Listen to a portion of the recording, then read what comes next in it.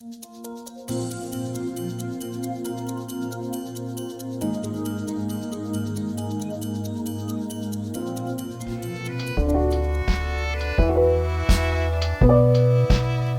everyone, and welcome to our journey of knowledge through inspiration. The session today is Succession through Sustainable Leadership, and is a very important topic at the moment.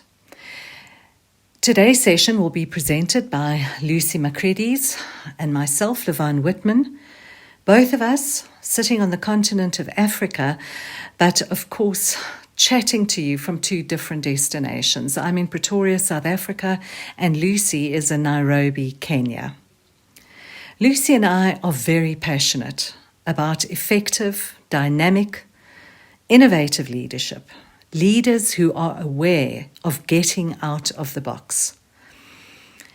This session will be divided into two sections, namely the hard skills or non-negotiables, rules and expectations of leaders as per our statutes and bylaws.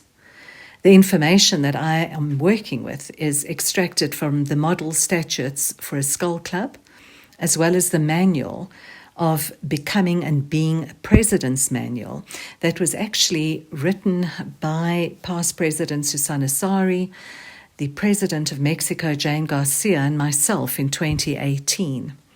Both of these manuals can be downloaded from the website for more reference. The second session will concentrate on soft skills for leadership, emotional intelligence, and effective communication, and these will be presented by Lucy. The duration of our podcast will not be longer than 50 minutes. There's so much to discuss. We are so passionate and excited to share all this knowledge with you that we're going to try and do this in 50 minutes. What are the learning outcomes? At the end of the session, colleagues will be able to understand why an effective leadership succession plan is needed. Number 2, have a clear understanding of the benefits of sustainable networking. And number 3, work with a framework for a successful manifesto. Many people are promoted or recruited into a leadership position without actually understanding the fundamental philosophy of leadership. This is one of the reasons why these training sessions are offered. Leaders need to know what is expected of them in their role to be successful, and then be able to create a succession plan, obviously headhunting members who can carry on with their legacy. Let's talk about, first of all, what are we looking at? What is the history of SCOL? Where does leadership fit in? What are the rules and regulations? What is the organogram of SCOL International at the moment? When we look and we go from bottom up, we're looking at clubs that attract members. From there are national committees, and national committees are normally formed if there are 4 or more clubs in a country. An area committee is formed as it incorporates different national committees or affiliated clubs by geographical regions. You then have the ISC at the moment, the International SCOL Council, which is an advisory board to SCOL International, and the executive board. And then you have an executive board, which is the governing body of SCOL International, comprises 6 elected members, and is voted in at the General Assembly. The president of SCOL International will represent the associations. Now remember, this is what the format looks like now. We are obviously changing that format from the 1st of January 2024. Now, why would I mention all of this? Each level of this organogram has different leaders. So the succession plan will relate to each one of these levels. In this session, even though there are different leaders, in my session I will focus mainly on the club president and that leadership. But the second session that Lucy is presenting will relate to all levels of leadership. When we look at a club president, these are the first leaders that your members who have just joined the organization are seeing. Most of these members are going to relate the leadership qualities, the personality of their club president to the organization. A club president is the ambassador of our organization. They are at the coalface, if we can call it that. They are the ones meeting the new members, potential members, guests of members. They set the tone, the energy, and the dynamics of their club. In my mind, the club president is the most important link in our chain. And that is why we are going to focus a lot more in my session on the club president. Let's look at the actual rules and regulations. So we're going to be looking at that, and then I will add on my own flair and suggestions later on. The board of the club is led by the club president. He or she is entrusted with the task of managing and administering the club. Now, when we look at the model statutes of the club manual, which I had mentioned earlier on, Article 24, it states there that the club president is entrusted with the duties of executing the decisions decided at the club's AGM. The president of the club is actually the legal representative of the club. And the president will report on the club's activities and decisions at the AGM to the members. But of course, there's much more to the role of club president. And now I'm referring back to that being and becoming a club president. And when we wrote that manual in 2018, of course, a lot has changed. But there are still some incredibly relevant information that you could use. And it states there that when accepting the role of club president, you must be prepared to show commitment to your club, your members, the national committee if there is one, as well as Skull International for your full duration of your tenure. Time should be allocated to plan, organize, and implement the responsibilities associated with your role as club president.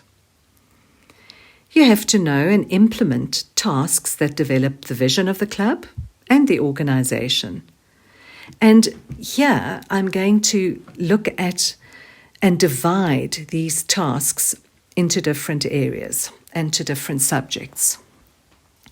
For me, number one is a development strategy for your committee and club members, according to the club statutes and your club's constitution. And there, that would incorporate a lot of things, which we will go into it now. Jim, for example, I've just been doing also one of the podcasts with Jim Dwyer, and he actually called me the queen of acronyms. So, Jim, here is another one of my acronyms. When we're looking at point one, a development strategy, I always tend to go and try and be as simple as possible. We can look at a simple strategy called the GROW model. And here we look, G standing for what is the goal? What is the goal of your leadership? What is the goal of your club? What is the goal of your membership drive? The R would stand for what are the realities? And you know that each club has different realities. Every club in a country can have different demographics, different expectations, different members. So what are the realities that is facing your specific club? The O would be, what are the obstacles that can turn into opportunities? And, we're always very quick to say, oh, well, we can't be as good as this club because we are sitting with this situation. I'm looking here in South Africa at the moment. Pretoria, where I am from, is the capital city, but we have no tourists. Of course, this is different when we're looking at our clubs in Cape Town, Durban, the Garden Route and the Winelands. So what are the obstacles that we face, but that we can turn into opportunities? And the W would mean, what is the way forward? So what is our strategy going to be? A carefully formulated strategy is vitally important for a club, as it A, gives direction to your committee and members. B, you can monitor your achievements and results when you have set goals. C, you can identify the members you would like your club to have according to the demographics. And this is extremely important. We are a networking organization. If you are going to have a club with 80% of hoteliers and nothing else, how are you going to network? The duties of a club president, and in this carefully formulated strategy, one of the points is look at your demographics. How many members are represented in every membership classification that Skull offers? Are you top heavy? Do you have more of one and not of the other? And then you look at your demographics and you go and headhunt people and people you know of in classifications that you don't have. This is going to enhance your networking. It's going to encourage members because they know that when they come to one of your club functions, they are most certainly going to be able to network in all membership classifications. It also encourages membership engagement because with your carefully formulated strategy, you are then going to include your members in headhunting, bringing friends, coming up with ideas, using their contacts and their talent and knowledge to be able to grow. Now, when we look at membership engagement, for me, that is so important, and I alluded to that in our introductory video, because membership engagement, there is a definite correlation between membership engagement, productivity, loyalty of your members, and the success of your club. It also empowers members with knowledge through training, and this is what we're wanting to do with all our sessions. You are empowering members. If they have a knowledge of what Skull is, what we are doing, what the roles are, what all our benefits are, you immediately create loyalty and you immediately create empowered members. And as we know, empowered members are the ones that are going to be attracting new members. It also, with a strategy, enables your committee to be proactive instead of reactive. You will find that any business, organization, club, even a relationship, if you have not got some sort of strategy that you're going to be using, you are going to be putting out fires all the time, because when something hits you, when a challenge is hitting you or an obstacle, you're going to have to only be reactive to how you're going to react to that. So when we're looking at all of this, the other one is, the next point is performance management. Now remember, we are discussing club presidents and we are looking at what they are going to do. What are the headings that they can look at? We've discussed now the carefully strategy. We're now looking at performance management. You as a club president have to organize and facilitate monthly committee meetings. You also have to oversee the reports, all financial reports, the budget, oversee the budget, and also oversee the reports of your committee members. What are they doing? What are they reporting back to your members? Remember, every member is a shareholder in this organization. And in your performance management, that is where you will be starting to identify your successor. Remember, your members now who are looking at the way you are operating with your formulated strategy, with all these points that I'm mentioning, that successor is going to be learning from you, is going to be seeing what is a true leader about. And so that succession plan can come into play very easily because these people have something to look up to. They've got knowledge and they've got steps, they've got reasons to be able to succeed and to be on that succession plan. As a president, you are also part of public relations. As we've mentioned before, you are the ambassador of the club. You are the spokesperson for the club, especially when addressing members, guests, or any other social event where you represent your club and the organisation. You've got to be enthusiastic and knowledgeable when communicating via social media or in person, because can you imagine you being the club president and somebody asks you a question on the organisation and you have no idea how to answer them? You should also be well versed with the protocol manual, so that all protocols are adhered to during your club functions. And you've also got to maintain the Skull brand at all times. And that Skull brand I spoke about in the orientation podcast, if you listened to that before this session. You also have to be a facilitator at board meetings. And of course, you have to have relationships not only with your community in the club, but with the outside community or any other organisation that you have chosen to collaborate with. You've also got to be aware of internal mediation. You as a leader, because you as a club president, should be absolutely considerate and respectful to all members of the club. You've got to embrace diversity, inclusivity, and belonging. You've also got to be knowledgeable on Skull's policies, how the website works. What are the awards and opportunities that are given to clubs and how can you be involved? What are the manuals that you can refer to? The back office system of Skull International. What are the statutes and bylaws that govern our organisation? And what is the participation level or the opportunities at world congresses or national meetings? Another one point that is really overlooked, and we have included it in that president's manual, is you as a club president to design and implement an exit strategy.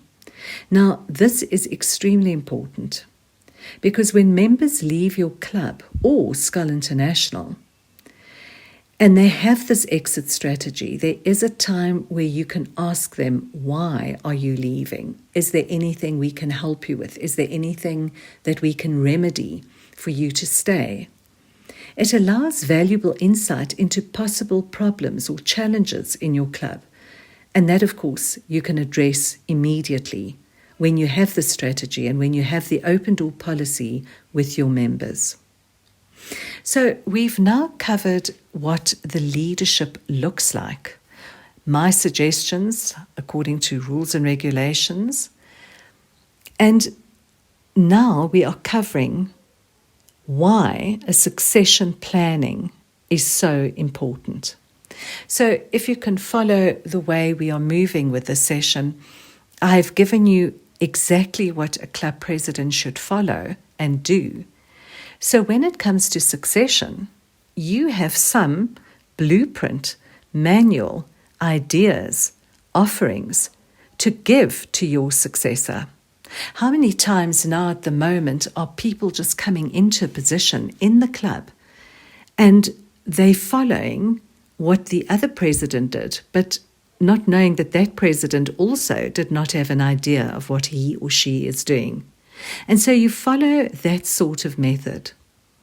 If you are knowledgeable and you have this knowledge in hand, succession planning becomes easy because then you can hand over the points mentioned. You can hand over the challenges, the carefully formulated strategy to your successor, and that new person coming in immediately feels confident of what he is going to do.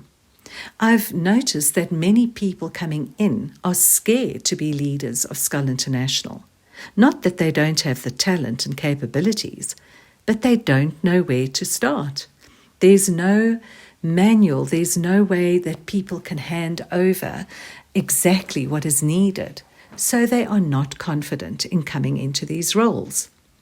Succession planning is second for what the leaders are now producing. So my next question is, why is succession planning so important? And when we look at the first reason, simple reasoning. The purpose of succession planning is to make sure an organization always has the right leaders in place. It also is there to ensure the constant, smooth running of an organization, that there is no disruptions to the members, to the committee members, or to any potential member that is going to be coming. It's not only, again, what is according to the law, but it also ensures that there is no leadership vacuum. When leaders retire or resign, there's no risk of loss of membership or authority, because if you have your succession plan in place, the next person just fits in. They have the rules, they've discussed what we have before now, and they move into the role with ease. It also increases the availability of capable individuals who can come into these roles immediately and without any problem.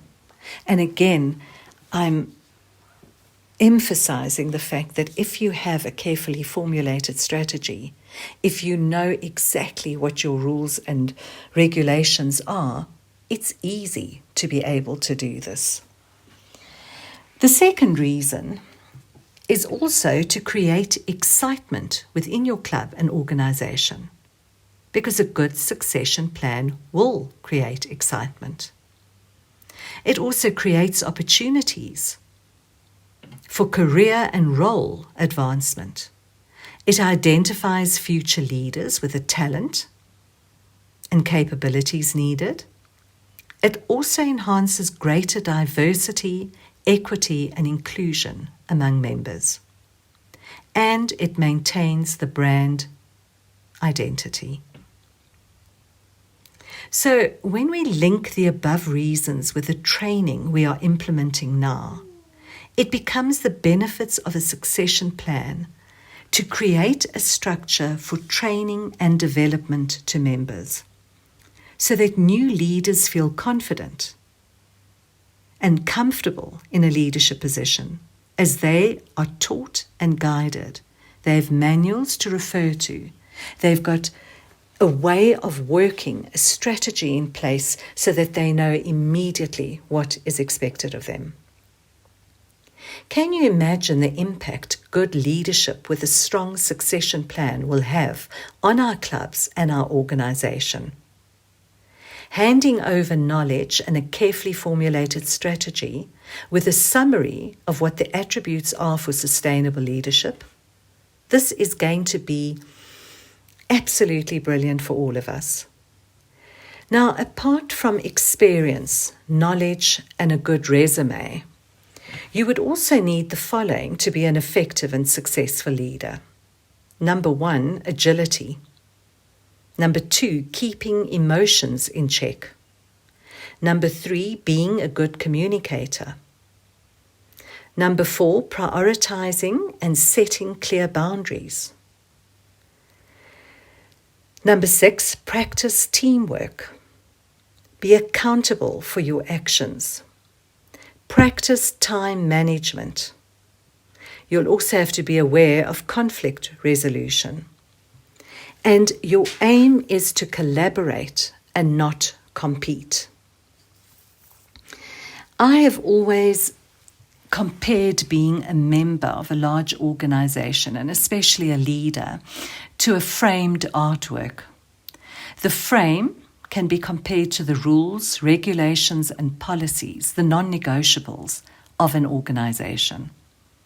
But the artwork inside is compared to the unique, authentic, different flair that you bring in your leadership role. We are all not the same. We have different customs, business ethics, traditions, and ideas.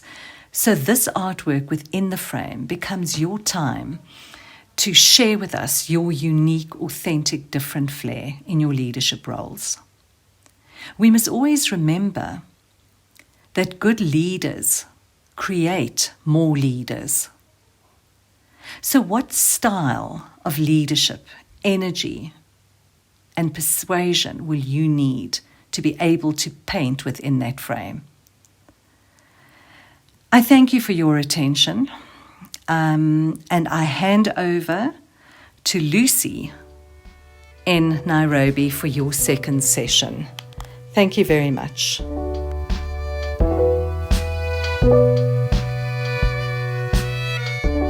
Leadership. Industrialist and business magnate Henry Ford said, "Coming together is a beginning. Keeping together is progress. Working together is success." Leadership is about motivating and influencing people to understand and believe in the vision and to work towards achieving set goals. People often mistake leadership and management as the same thing, but in essence, they are very different. The main difference between the two is that leaders have people follow them, while managers have people who simply work for them. In this section, we look at how teamwork and discipline are key in leadership. We start with teamwork. Teamwork skills are essential to success. Coming together makes a group. Working together makes a team. And specific skills are required to make the team successful.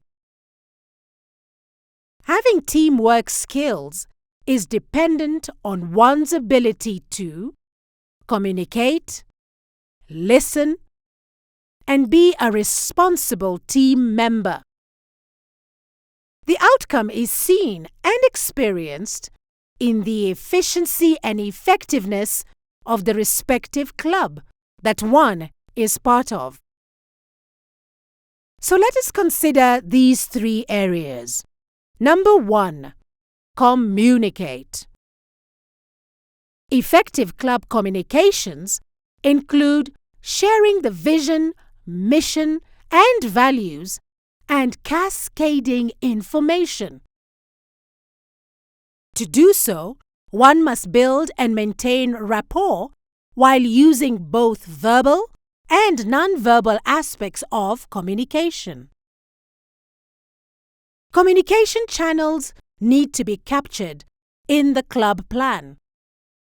This should include aspects such as frequency, distribution, and ways of communication. Being clear on the process clears any ambiguity. Be aware that every gesture that you make is communicating a message, and choose to be mindful with these gestures, which could be eye contact, touch, stance, and even facial expressions. Area number 2. Listen. The listening skill is key for effective communication. This encourages stronger communication within the team. everyone feels seen and heard, and hence feels safe to be part of the process. Listening enhances team synergies. Through listening, we show that we are mindful of our fellow team members and that we care. We are engaged, empathetic, and non-judgmental. Listening fosters trust. Area number 3. Responsible team member. Being a responsible team member in leadership calls for accountability. Taking responsibility of the oversight process makes one accountable of the successes and challenges of the club. This allows for the roles and responsibilities that have been outlined in the plan to be tested and adjusted accordingly, so as to be aligned with the vision. These 3 areas, communication, listening, and responsibility, are critical teamwork skills of leadership. Discipline is the second focus. American psychologist Daniel Goldstein said, "I think self-discipline is something like a muscle. The more you exercise it, the stronger it gets." Self-discipline is a characteristic of leadership and creates routines that help in the execution of tasks. Leaders who value self-discipline usually have a plan, set their priorities, and hold themselves accountable. Let us explore these 3 areas. Area number 1. Having a plan is important, as this sets the framework from which to work. Setting time aside to create your club's plan is crucial to the success of the club.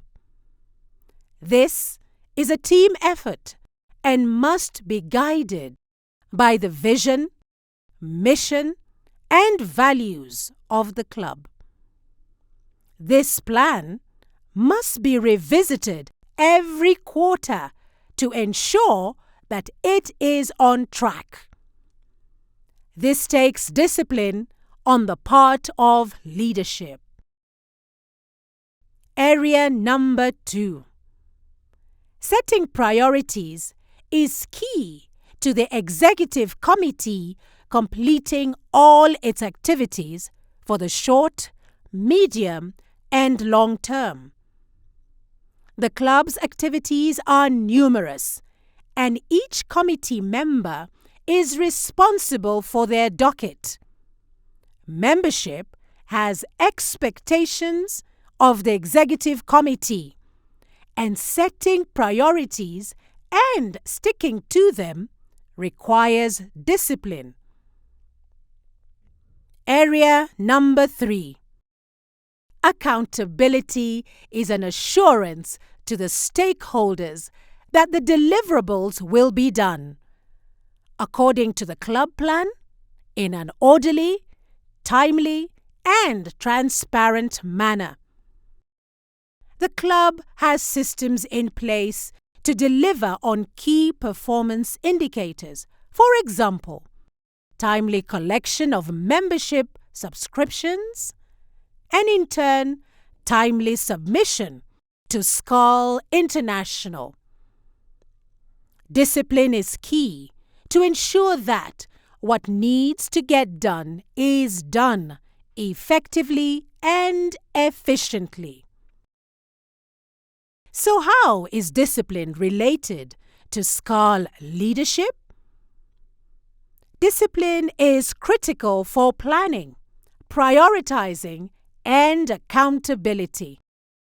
Each committee member is called upon to understand the tasks at hand, focus on them, and to consistently deliver on them until it becomes second nature. Remember, teamwork and discipline are key ingredients for successful club succession plans.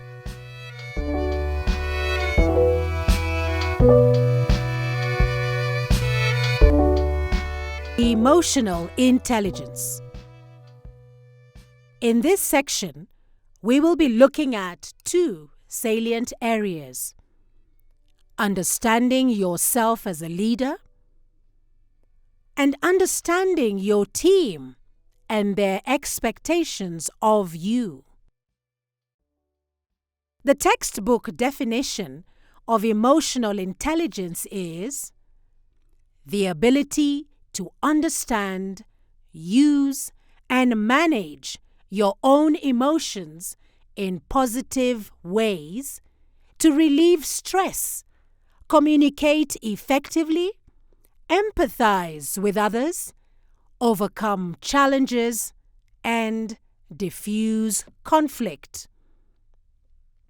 All these are aligned to the characteristics of a leader. Are you a leader? If you are able to motivate and influence people to understand and believe in the vision and to work towards achieving set goals, then you are a leader. Are you self-aware as a leader? Statistics show that only 10% of people are self-aware. Where does that leave you? For better understanding, we will borrow from American psychologist Daniel Goleman's theory of emotional intelligence. We will start with understanding yourself as a leader. Learning from our failures and mistakes is a distinguishing capacity for leaders. It is therefore imperative to have a self-audit. Listing down of strengths and weaknesses allows for this audit to happen. This process will help you to know where you can make the most impact as an individual and where you need to outsource. Self-reflection, as a leader, will help you to know how to manage these two scenarios. Self. This is the first scenario. Be mindful of your limitations and be kind to yourself. Identify what you are good at and double down on it. Perhaps you are an orator and you struggle with content.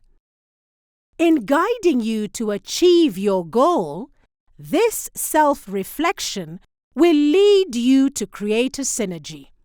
In this case, outsourcing the content creation. This self-reflection will also help you be at peace with this decision. Outsourcing. This is a second scenario.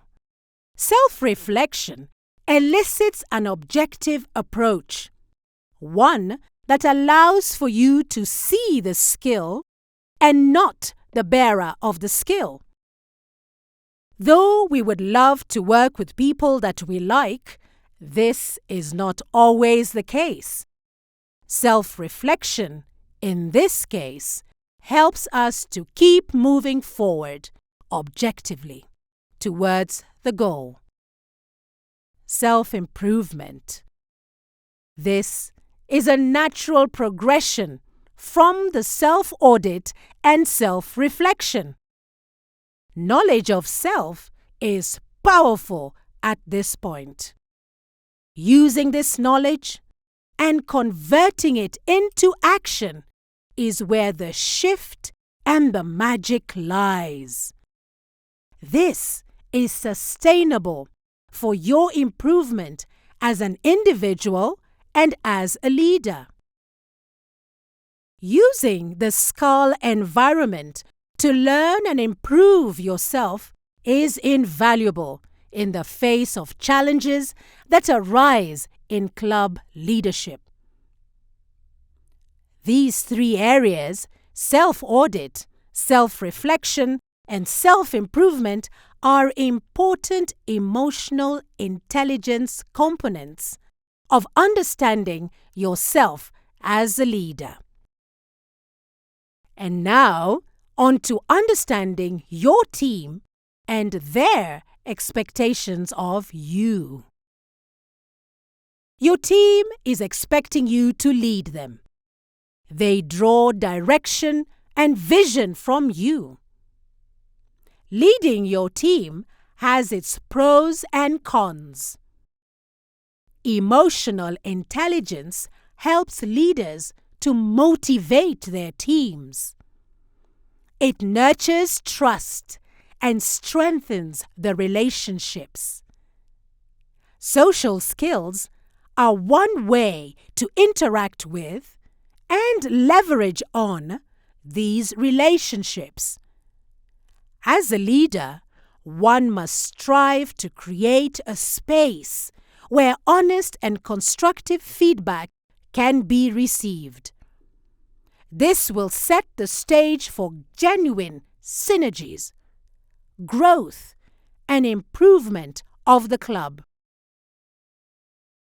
Examples of these are inviting members to give feedback, encouraging members to share ideas and perspectives. Response to feedback. The acknowledgement of feedback and responses is key to the process. What, where, and how you communicate will guide the quality of future feedback and responses. The SCAL statutes provide guidance for structured meetings with clear agendas. This covers the structured communication. 2 emotional competencies that can help enhance this communication are empathy and motivation. Empathy. Understanding where this colleague is coming from and responding to that without judgment. Being cognizant of your club's diversity makes you mindful of the different styles of member communication. Empathy helps in overcoming challenges and diffusing conflict. As a leader, your approach is to be open-minded, and this is a skill that can be learned. Motivation. Encouraging colleagues to open up by listening to understand. The club is made up of professionals. Making them feel valued and relevant is key to the success of your club. Leveraging on their strengths is one way to show them that they are valued. Understanding why they became colleagues and responding to that is another way to show them that they are indeed valued. Empathy and motivation, when used well, will grow your clubs in various ways, including collaborations and partnerships, but most of all, in ownership and a sense of belonging by each member. Remember, understanding of self and of your team are key ingredients for successful club succession plans.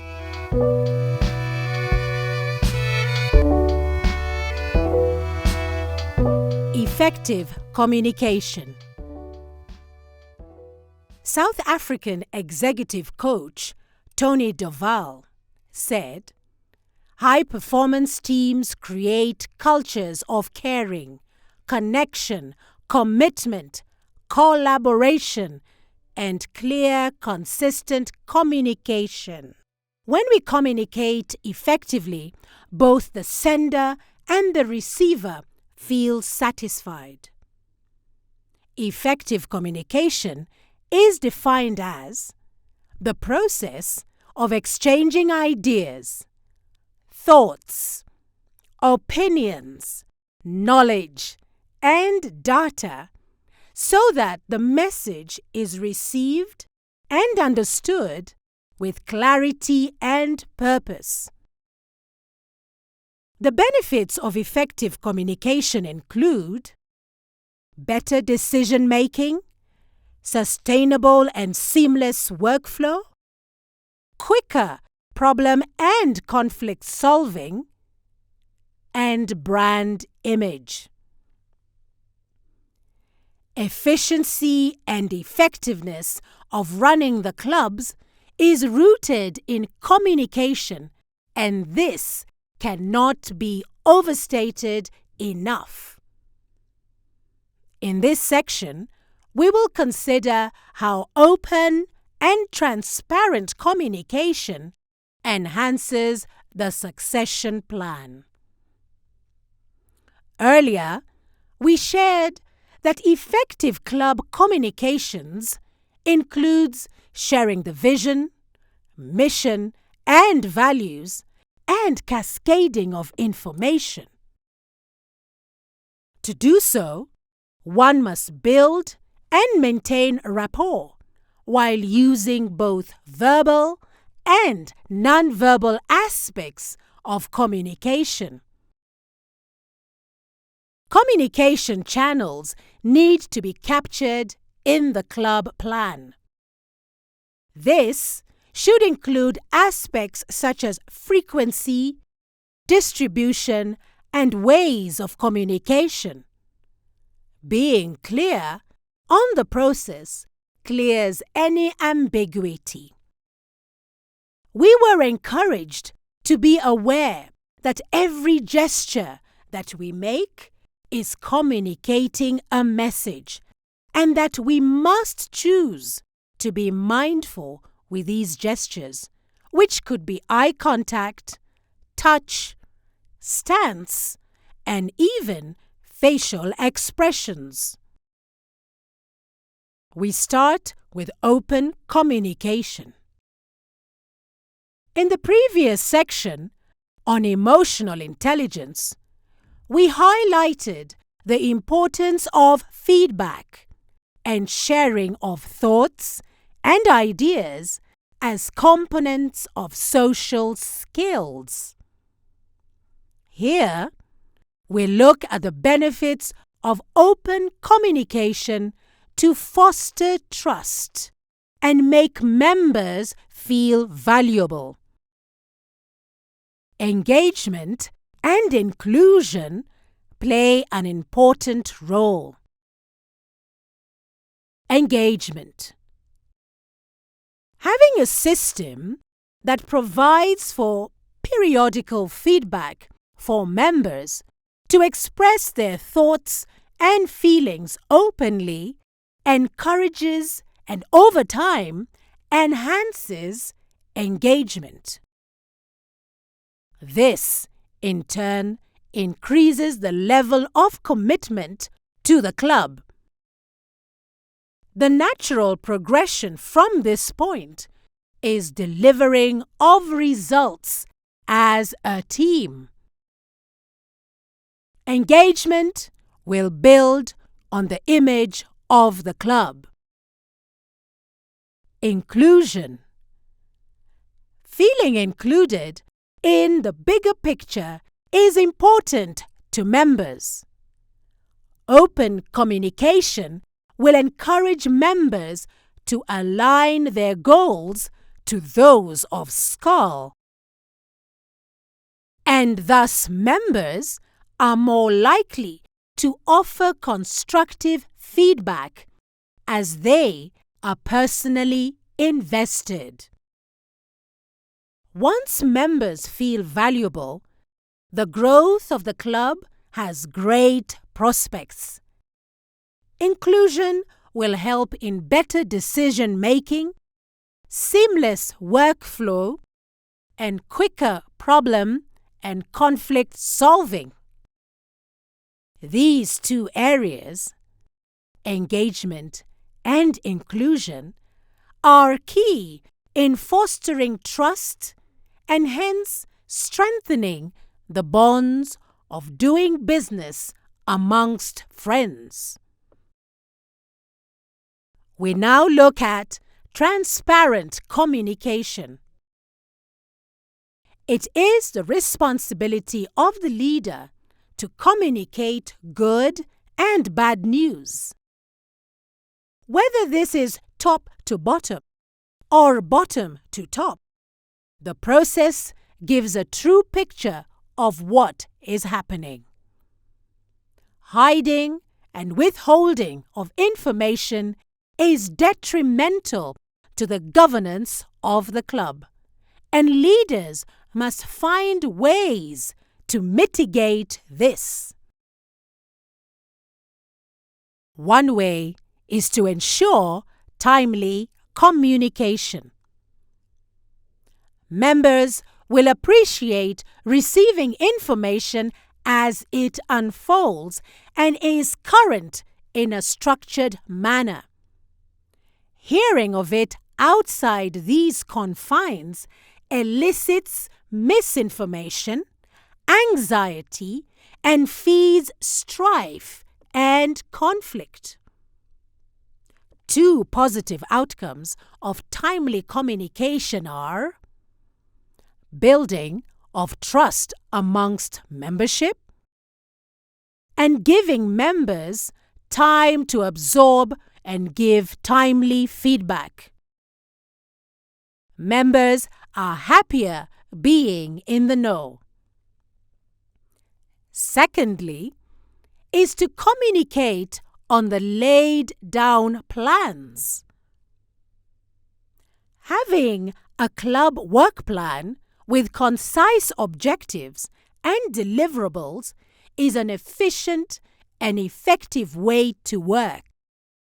This means that short, medium, and long-term plans have a reporting timeline, and this needs to be communicated to the membership.